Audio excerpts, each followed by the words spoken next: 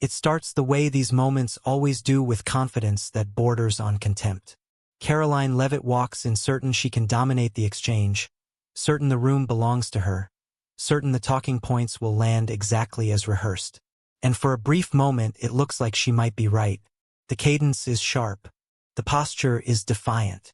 The smile says she thinks she's already won. But something shifts. A line lands wrong. A response doesn't bend. And suddenly the entire dynamic flips. What follows isn't loud. It isn't chaotic. It's precise. And by the time it's over, the silence says more than any applause ever could. At the outset, everything about the exchange felt familiar enough to fade into the background of the daily political noise. The posture, the pacing, even the opening language suggested a confrontation that had already been rehearsed in spirit, if not in detail. Leavitt entered the moment with the kind of assurance that assumes compliance rather than challenge, projecting the expectation that this would unfold along well-worn lines. The atmosphere reinforced that assumption, with the rhythm of the conversation settling quickly into what viewers have come to expect from these encounters. There was no visible tension yet, no sign of resistance strong enough to disrupt the flow. It carried the unmistakable feel of a controlled environment, one where the outcome seemed functionally predetermined. That sense of predictability is precisely what lowered defenses, both in the room and among the audience. When situations appear routine, scrutiny relaxes. People stop listening as closely. They assume the beats will land where they always do. And that assumption created the conditions for what followed. The expectation of dominance, the belief that the exchange would stay safely within familiar boundaries, set the stage for a reversal that only works when no one sees it coming. Leavitt's confidence was unmistakable, but it carried a sharper edge than simple self-assurance. It wasn't presented as belief in an argument so much as ownership of the space itself. Every phrase was delivered with the implication that disagreement was already settled, that the opposing view existed merely to be brushed aside. This kind of posture often masquerades as authority, especially in political media environments where dominance is rewarded more than clarity. The problem is that confidence alone does not create command. Command requires adaptability, an ability to respond when the terrain shifts. As the exchange unfolded, that distinction became increasingly clear. Leavitt pressed forward as though momentum alone could substitute for engagement, leaning on certainty as a shield rather than a tool. The more she did so, the narrower her range of motion became. What initially looked like control began to resemble rigidity. In moments like this, the audience can sense when someone is asserting power versus actually holding it. The tone that once felt decisive started to feel inflexible, even brittle. Confidence, when untethered from responsiveness, stops being persuasive. It becomes performative, and performance without command has a way of unraveling under even modest pressure. Crockett's response was striking precisely because of what she chose not to do. She didn't match the volume, didn't rush to reclaim airtime, and didn't fall into the familiar pattern of trading barbs for effect. Instead, she disrupted the expected rhythm by refusing to accelerate. Her answers came measured and deliberate, forcing the exchange out of its performative lane and into something more substantive. That decision alone altered the power dynamic. By not reacting the way Leavitt anticipated, Crockett denied her the contrast she needed to maintain dominance. The conversation stopped feeling like a scripted confrontation and started to feel like an examination. Each pause, each carefully framed response, signaled that Crockett was comfortable operating outside the pre-written narrative. This approach also imposed a subtle discipline on the exchange, one that required claims to stand on their own rather than hide behind momentum. Viewers could sense the shift even before they could name it. The lack of emotional escalation created space, and in that space the usual shortcuts stopped working. By refusing the script, Crockett effectively rewrote the terms of engagement, placing substance where spectacle was expected and patience where provocation had been assumed. The first sign that something was off didn't arrive with a sharp retort or a viral one-liner. It surfaced quietly, almost imperceptibly, in a moment that passed too quickly for casual viewers to isolate but lingered just long enough to register. A question landed slightly outside the bounds of expectation, and the response that followed lacked its earlier fluidity. The cadence shifted, the certainty wavered, For a split second, the exchange lost its rhythm. In high-control environments, those disruptions matter more than overt mistakes. They signal that the terrain is no longer fully mapped. Leavitt recovered quickly on the surface, filling the space with familiar phrasing, but the interruption had already done its work. The armor had shown a seam. That brief hesitation revealed how dependent the performance was on staying within predetermined lanes. Once nudged beyond them, even subtly, the confidence that had defined the opening moments became harder to sustain. The audience may not have consciously identified the crack, but they felt the adjustment. Attention sharpened. The exchange no longer felt automatic. Crockett didn't press the moment aggressively, and that restraint amplified its impact. By allowing the pause to exist without commentary, she let the imbalance speak for itself. The pressure wasn't applied through confrontation but through exposure. Each subsequent response from Leavitt carried the weight of that initial disruption, forcing her to work harder to reassert control. What had once flowed now required effort. In political exchanges, the first crack is rarely decisive on its own, but it changes the conditions under which everything else unfolds. From that moment forward, the interaction was no longer operating on momentum alone. It had entered a phase where precision mattered, and where every additional second carried the risk of widening the gap that had just begun to show. As the exchange moved forward, the strain began to surface in the structure of Leavitt's responses. The language grew more familiar, the phrasing more recycled, as if repetition could restore the authority that had briefly slipped. Talking points that might have sounded decisive in isolation now stacked on top of each other without advancing the argument. Under pressure, the reliance on these prepackaged lines became increasingly visible. Instead of adapting to the moment, the responses circled back to the same core assertions, delivered with slightly altered emphasis but unchanged substance. This kind of repetition is not accidental. It's a defensive mechanism. When the environment becomes unpredictable, defaulting to memorized lines feels safer than engaging in real-time analysis. Crockett recognized this and allowed the pattern to continue uninterrupted. She didn't challenge every point or attempt to dismantle each claim individually. By letting the redundancy accumulate, she made it impossible to ignore. The more the talking points repeated, the more constrained they sounded, as though they were echoing within a shrinking space. For the audience, this shift was telling. What once felt like confidence now felt like containment. The conversation stopped moving forward and began looping. Each return to the same phrasing reinforced the sense that Leavitt was operating from a closed script, unable or unwilling to expand beyond it. Pressure doesn't always expose weakness through collapse. Sometimes it reveals it through sameness. In this case, the sameness became the signal. The exchange was no longer about whose argument was louder, but whose could evolve. And in that comparison, the imbalance that had first appeared as a hairline crack began to widen in plain view. As the repetition settled in, the shift in credibility became subtle but unmistakable. It wasn't announced, and it didn't arrive through a single decisive moment. Instead, it emerged through contrast. Crockett's responses began to feel anchored, not because they were louder or more forceful, but because they followed a clear internal logic. Each point connected to the last, creating a sense of continuity that made the exchange easier to follow. In contrast, Leavitt's contributions felt increasingly detached from the immediate flow of the conversation. They asserted conclusions without walking through the steps that led there. For viewers, that difference matters. Credibility is often less about the correctness of a claim and more about how naturally it fits into the unfolding context. Crockett appeared to be listening, adjusting, and responding in real time. Leavitt appeared to be delivering a prepared message regardless of the terrain beneath it. That distinction slowly redistributed trust.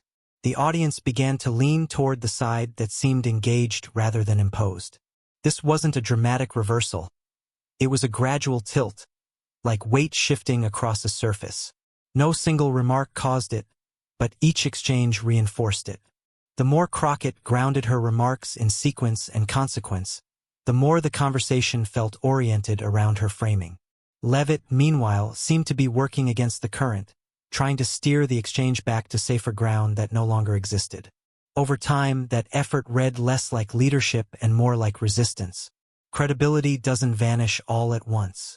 It erodes when the gap between performance and engagement becomes visible.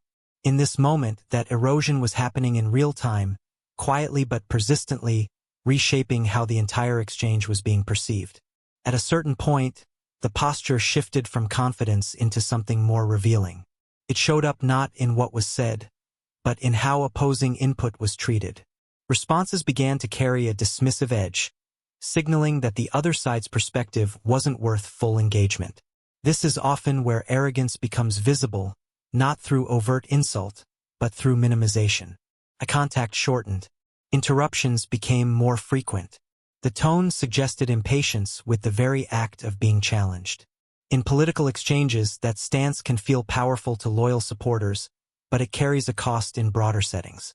Dismissal communicates certainty, but it also communicates disinterest in scrutiny. Crockett didn't call attention to it, and that was critical. By continuing to respond calmly and directly, she allowed the contrast to sharpen on its own. The more dismissive the posture became, the more grounded her replies appeared by comparison. Arrogance thrives when it isn't questioned, but it becomes exposed when met with steadiness.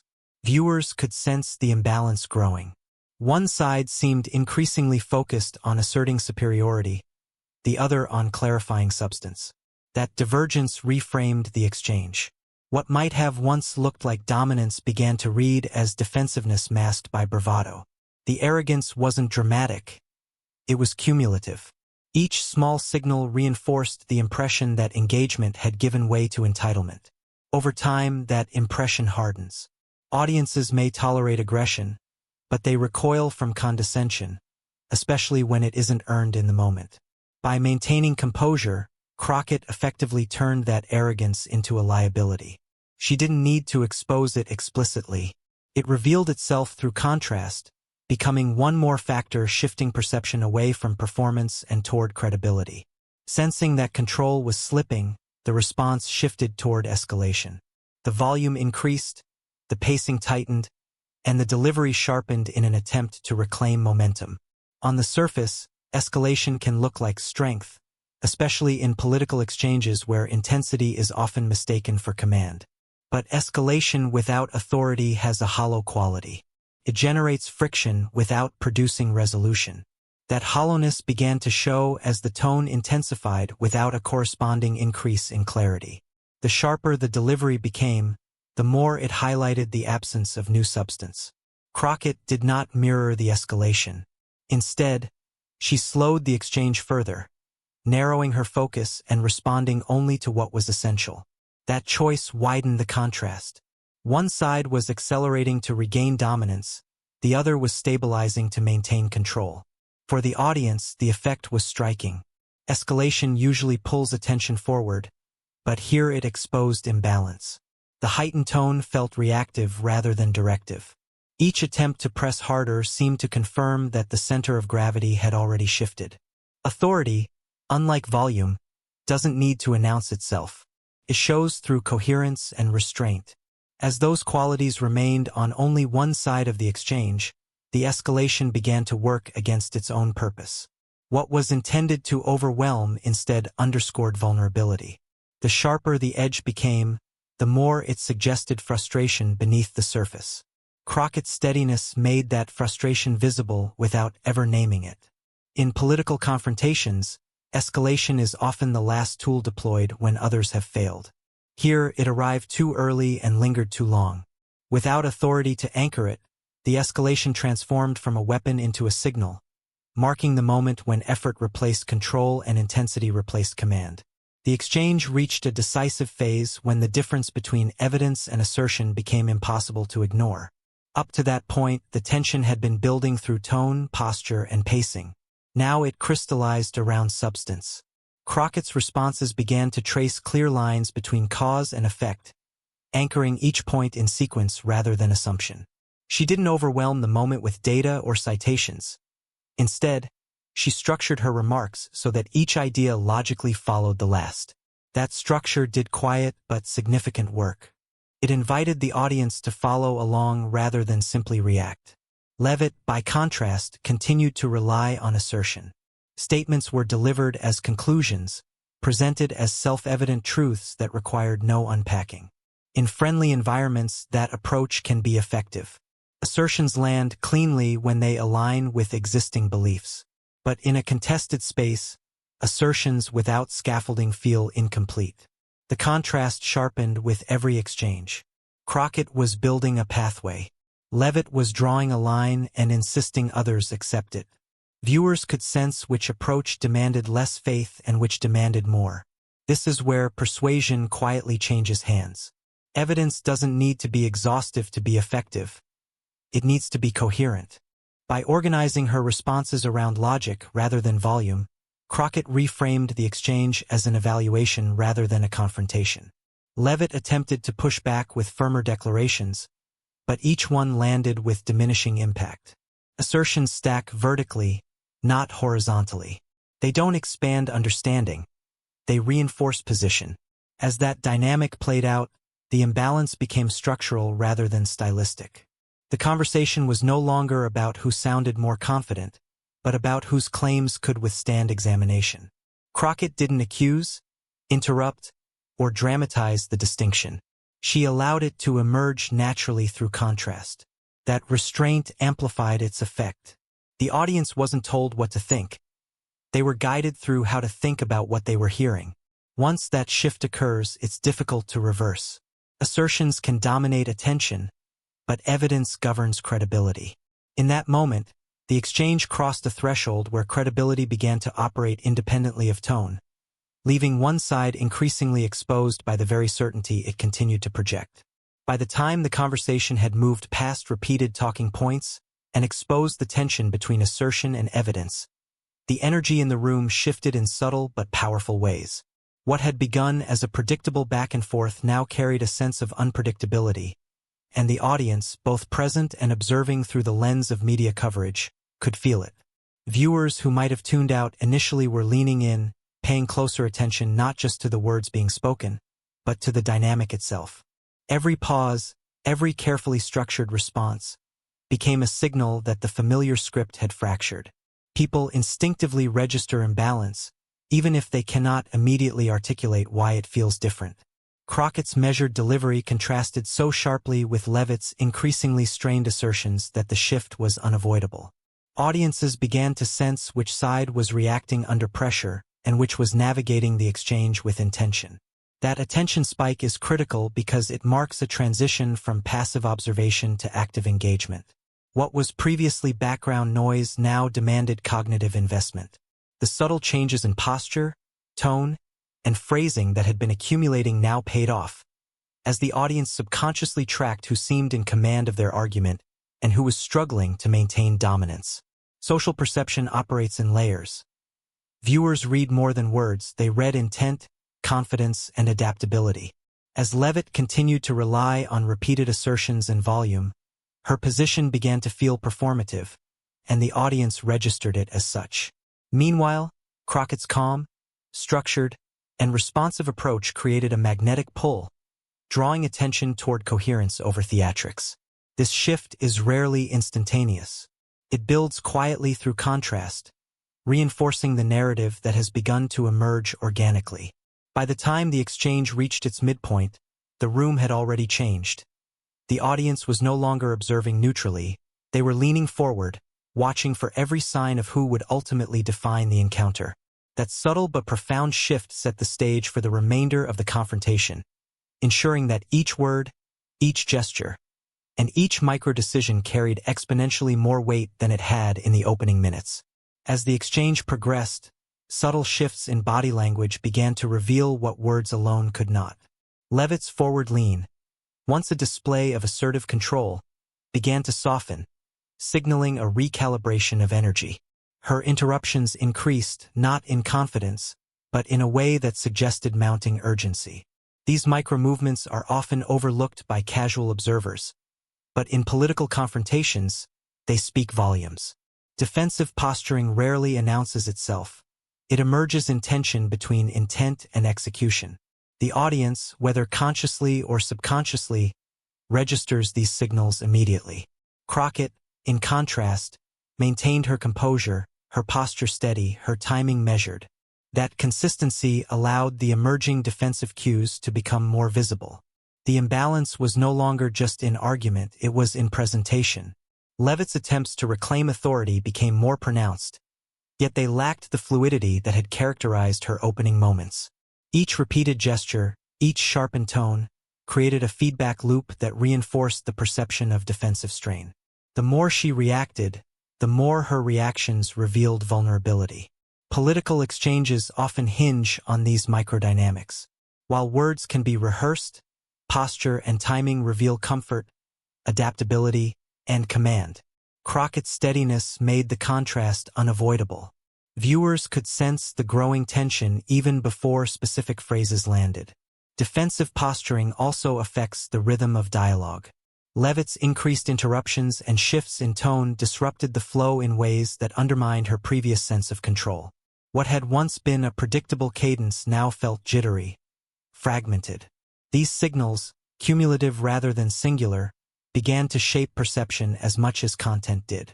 Each pause, each attempt to reassert dominance, highlighted the contrast between projection and stability.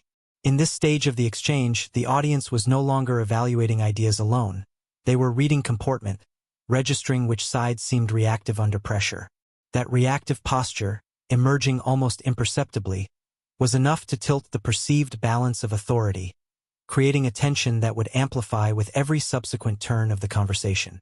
By simply maintaining composure, Crockett allowed defensive energy to become the defining feature of her opponent's presence. The moment when the trap began to close was hardly dramatic, yet it carried a weight that only became apparent in retrospect. Crockett didn't spring a single devastating point or land a cutting blow. Instead, she methodically narrowed the space in which Leavitt could maneuver. Each response built on the last, layering constraints in a way that made deviation increasingly difficult. Leavitt attempted to pivot, to inject new energy into the exchange, but every attempt was subtly redirected or contained. The structure of the conversation itself had become a cage, one that Crockett shaped without appearing aggressive. In political confrontations, control often emerges not through overt dominance but through the management of options.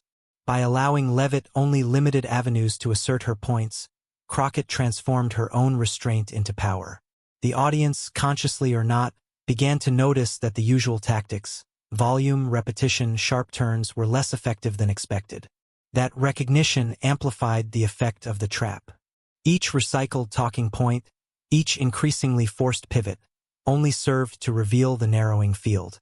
What might have been minor hesitation earlier now looked like constraint, the product of a carefully structured encounter rather than accident. By refusing to escalate unnecessarily, Crockett forced the discussion into a framework where substance ruled and theatrics faltered. That slow closure heightened tension. The room, the cameras, and the viewers were all aware that the pressure was mounting.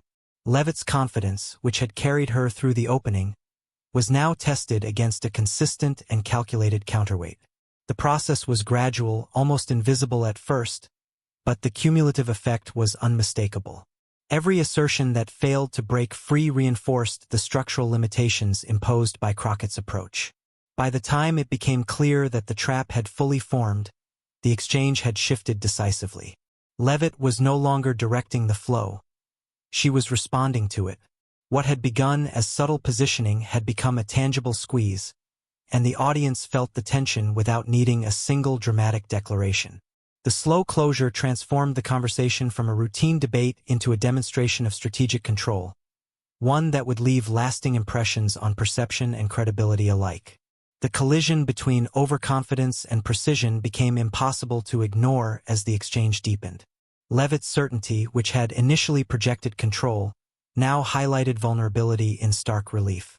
Every declarative statement, once commanding, began to expose gaps when measured against the structured and deliberate responses from Crockett. Precision has a way of magnifying overconfidence because it forces every assertion to meet a standard it may not be prepared to satisfy. Crockett didn't need to interrupt or escalate. She simply allowed her measured responses to contrast with Leavitt's rapid-fire delivery. The more Leavitt pressed her points with volume and certainty, the more visible the cracks became. It wasn't about mistakes or misstatements. It was about how confidence interacts with constraints. Overconfidence assumes the terrain is controlled, but precision exposes uncertainty in real time. Each carefully constructed response from Crockett required Leavitt to defend a position that was increasingly constrained by facts, context, and logical sequence. The mismatch was subtle yet unmistakable. One side adapted in the moment, while the other attempted to maintain dominance through projection. Viewers could sense the shift, even if they didn't fully parse why one side seemed steadily composed while the other appeared increasingly reactive. Overconfidence has a momentum of its own, and when it meets precision, that momentum can become a liability. Leavitt's reliance on rehearsed certainty began to backfire as Crockett's controlled delivery reframed the dialogue. Assertions that once commanded attention now invited scrutiny. Each repetition, each hurried pivot, reinforced the perception that confidence alone could not substitute for analytical rigor. The audience, watching closely, experienced a cognitive recalibration. What had initially looked like mastery now felt brittle, fragile under sustained examination. The tension rose not through confrontation, but through methodical exposure of imbalance. By the time the exchange reached this point, the stakes were no longer abstract. They were structural. Overconfidence had collided with precision, and the resulting contrast defined the moment. It became clear that authority was no longer claimed. It was earned through clarity, consistency, and careful navigation of every word and gesture. Every line, every measured pause reinforced the widening gap between projection and substance. As the conversation approached its later stages, the pace that had once been frantic began to decelerate, almost imperceptibly at first, then more noticeably with each turn of the exchange. The rapid-fire assertions, repeated talking points, and sharp interjections that had defined the opening moments gradually gave way to measured statements and deliberate pauses. This deceleration wasn't accidental.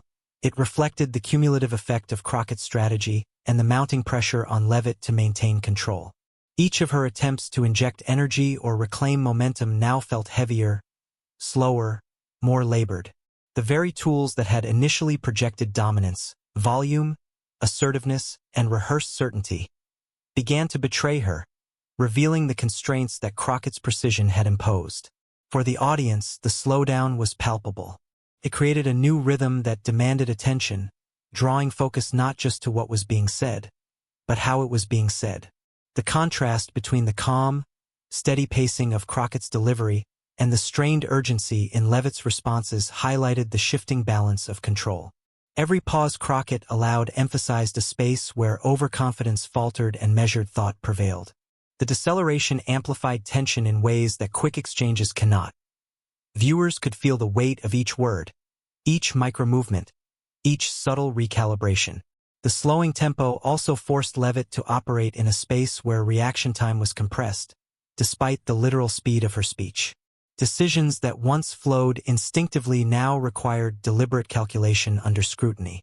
The dynamic had transformed. The conversation was no longer a rapid contest of sound bites, but a structured evaluation of composure, reasoning, and adaptability. By letting the exchange slow naturally, Crockett dictated the pace without overtly seizing it, creating a silent but undeniable command of the moment. In this space, control is measured not by interruption or volume but by the ability to dictate rhythm, to shape the terms of engagement, and to allow the audience to witness the structural imbalance. As the exchange ground to this more deliberate tempo, the invisible pressure on Leavitt became almost tangible, setting the stage for the final moments where authority, confidence, and credibility would crystallize in stark contrast. When the final exchanges concluded, the room didn't erupt with applause, nor did it crackle with tension. Instead, an unexpected stillness settled in, thick and deliberate, the kind of silence that carries far more weight than words ever could. It wasn't merely a pause between sentences or a breath before the next comment, it was the space in which the full implications of what had just occurred began to sink in. That silence signaled processing, both for those in the room and for the viewers observing remotely. People instinctively register when a moment deviates from expectation, and here the deviation was profound. Leavitt, who had begun the conversation projecting certainty and control, now appeared momentarily disoriented, forced into a recalibration by the precision and composure of her counterpart.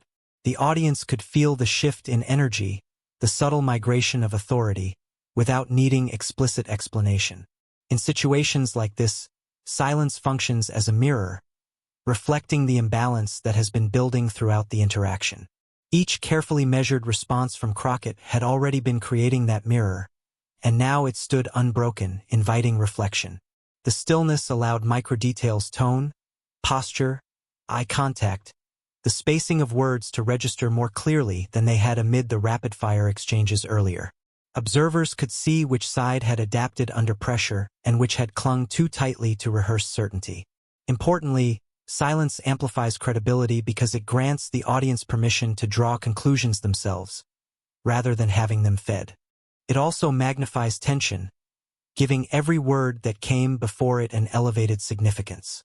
In the context of a high-stakes political exchange, these moments are rare but decisive.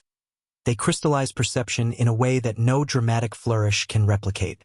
By simply holding composure and allowing the conversation to conclude on its own terms, Crockett created a pause that made the imbalance undeniable.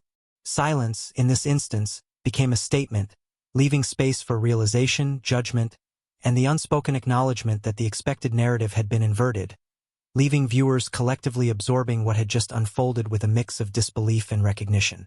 As the dust settled and the immediate exchange faded from view, it became clear that narrative control had already begun to slip away.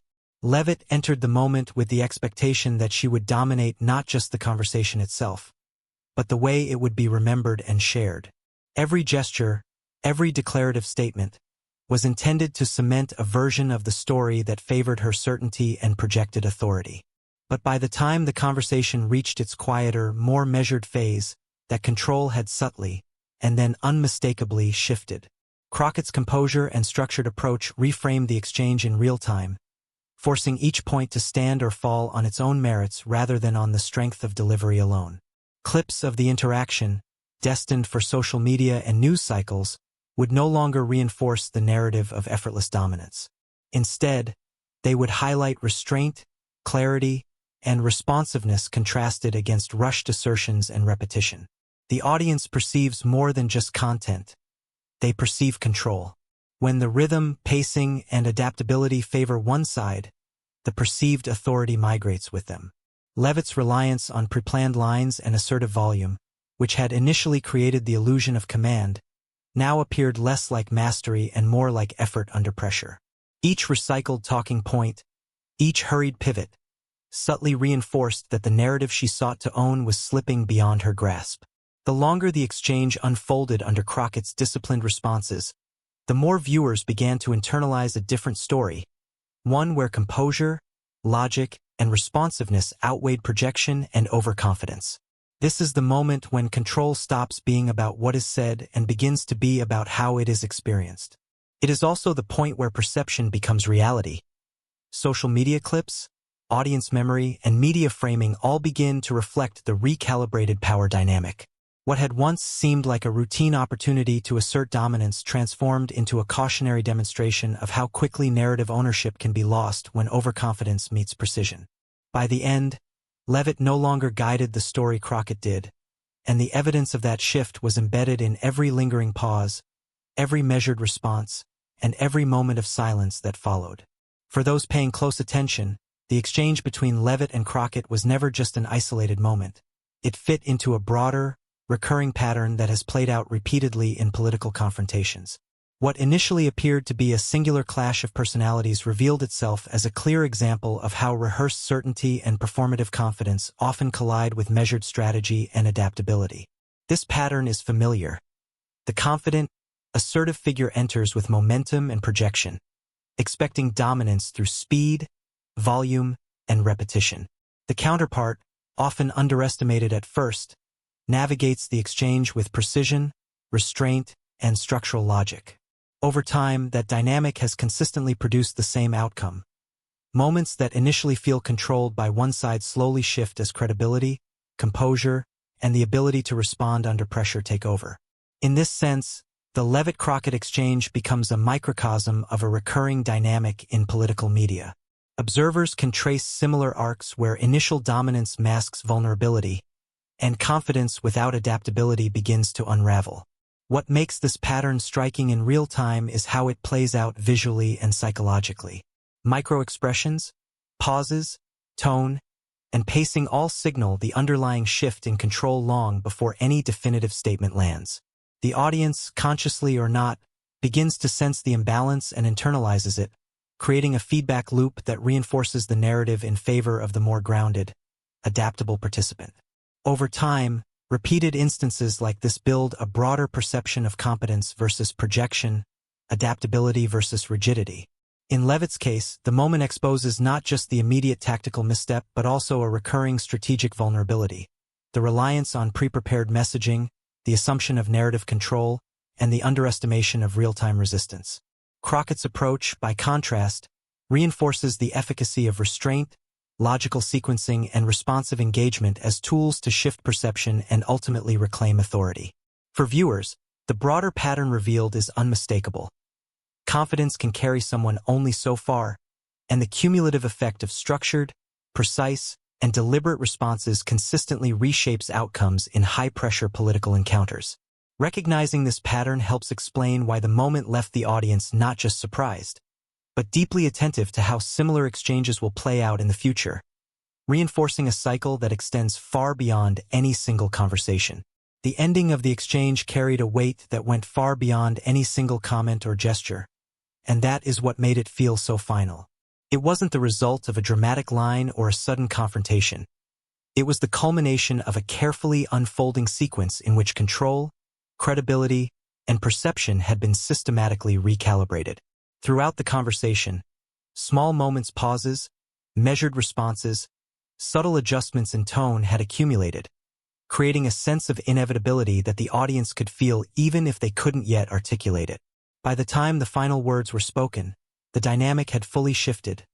Leavitt, who had started with projected authority and rehearsed certainty, appeared constrained and reactive, while Crockett's composure and precision had established a clear sense of command. That contrast didn't require emphasis.